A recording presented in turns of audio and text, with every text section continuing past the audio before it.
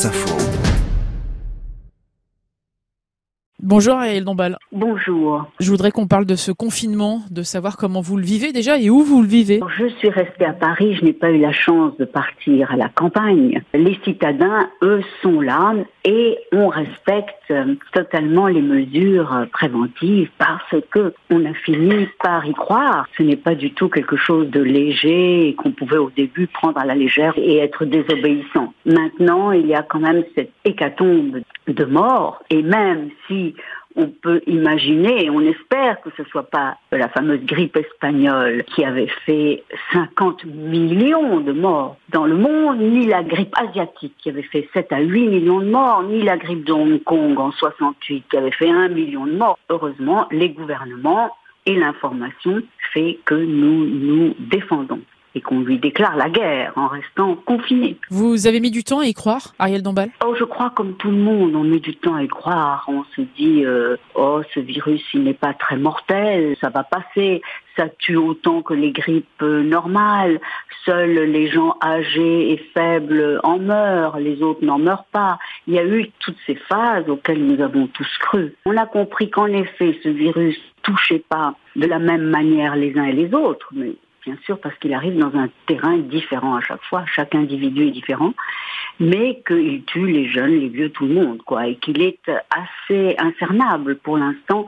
Tous les scientifiques planchent là-dessus, mais le vaccin n'est toujours pas là. Ça tombe dans un contexte particulier. Vous sortez un nouveau single qui s'appelle Just Come Back Alive, voilà. Revenir vivant. Il semble que c'est comme une prière, un hymne, un souhait. Revenez vivant dans tous les sens du terme. C'est-à-dire, après cette période de confinement, c'est la joie qui revient, la vraie vie. Et aussi, j'espère que vous serez parmi ceux qui n'auront pas été touchés par ce vilain virus et que vous serez d'autant plus vivants après cette période de danger. Avez-vous des craintes, des angoisses, Ariel Dombal, aujourd'hui, vis-à-vis de ce Covid-19 ? Des angoisses, je suis au même diapason que tous mes contemporains et c'est un phénomène mondial.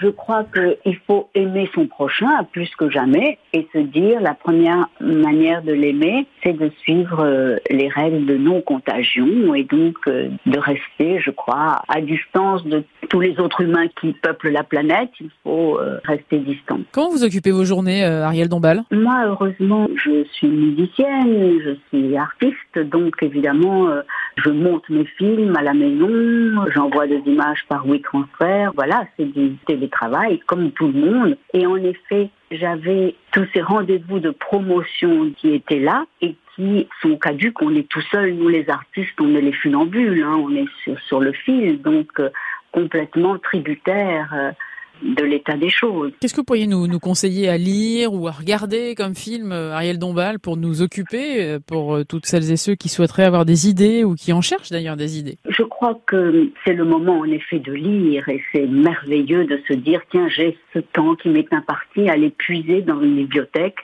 et de lire ce qu'on n'a jamais lu, des grands livres bouleversants, je dirais peut-être en ces temps comme ça de crise et de questionnement métaphysique et de seul face à soi-même. On peut lire Chateaubriand, Les Mémoires d'Outre-Tombe, on peut lire La Peau de Malaparte. C'est des très très grands livres qui vous élèvent.